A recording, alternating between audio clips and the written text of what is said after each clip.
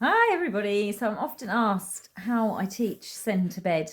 So here is a tutorial on how I teach it with two different dogs, one that's never done it, that's staying with us, and one is my own dog that obviously knows how to send to bed. So you can see the difference between how I start it and then how I progress and how Louis does it. We are going to do some more videos, so like and subscribe to our page to get some more notifications when we do new videos, and yeah, we hope to see you watching our next one soon. So here we go with our tutorial for send to bed.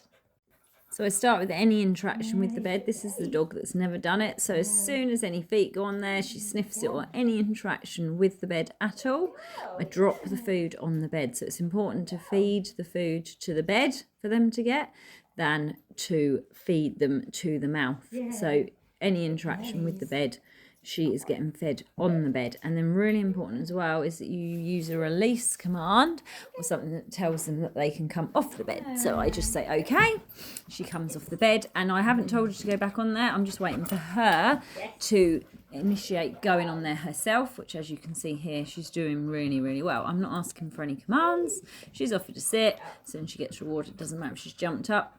For me, it's just that she is on the bed. Paws are on it, something's on it, she's lying on it, so she understands what we're asking of her. So I call her off. I don't do the duration for too long. That is something that you will see me build up to with Louis. So she's just again on there having the food on the bed, and then any interaction with it, which then means she's more likely to go back to the bed because that's where the source of the reward is. I'm now waiting slightly longer just to see if she will go on there on her own. And again, as you can see, I'm withholding the food and she offers to sit, and then she stays on that mat until I release her. But here you can see I'm just popping the food down, telling her she's a good girl, and then she offers her down, because obviously eventually that's what you want them to do, is build up to being comfortable on there, so that when guests come or when the doorbell rings or anything like that, you've got a bed command that you can then send her to. So when I'm now feeding her, I'm adding in the bed cue. So it's just bed when she's in position. There's no point in telling her bed because she doesn't understand yet what bed means. So I'm linking that word to the behaviour of being on there. And now you can see I'm just slowly starting to add in movement, because most dogs will move off of the mat when I start moving. So I'm not telling her to wait or stay on the bed. It's just bed. She has to remain on there until I tell her to come off. So here you can see she's not actually on there at all. So I'm just waiting, removing the cheese from her eye view and from my hand so she can't see it. It's just behind my back, and I'm sidestepping around the bed just to try and get her to look at the bed or interact with it. There's one paw on there. She's thinking, is this going to work? But now I know that she can go right on it.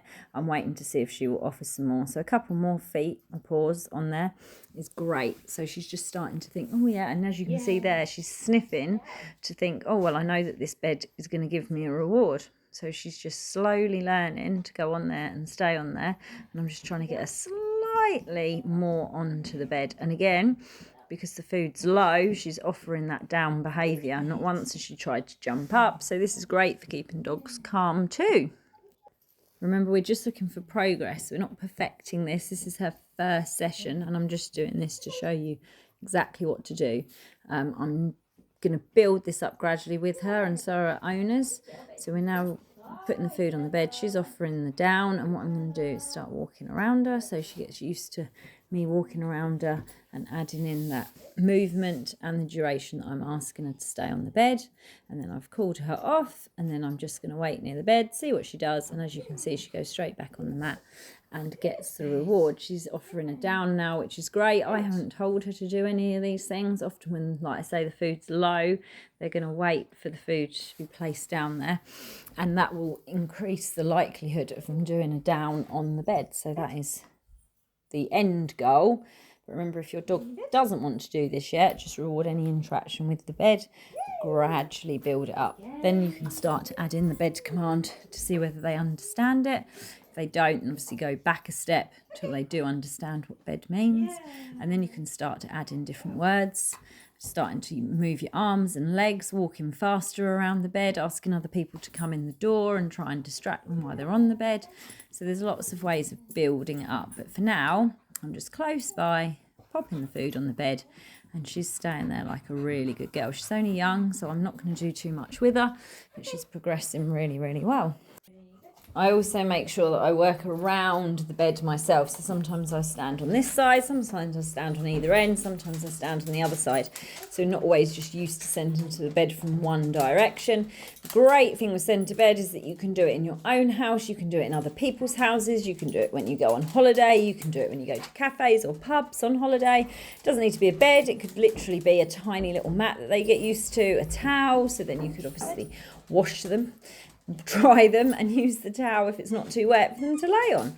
So it doesn't have to be a bed that you've got to carry everywhere with you. It could just be a small piece of material that they get used to lying on. So that is super beneficial, and it just means they've got a place to settle wherever you go with them. So now I'm building up to working on it with Louis, and as you can see here, I'm adding in loads more movement. I'm walking backwards and forwards, throwing the food on the bed for him. He can get up like he is there. He doesn't have to lie down. He prefers to lie down, so he really quickly goes into a down.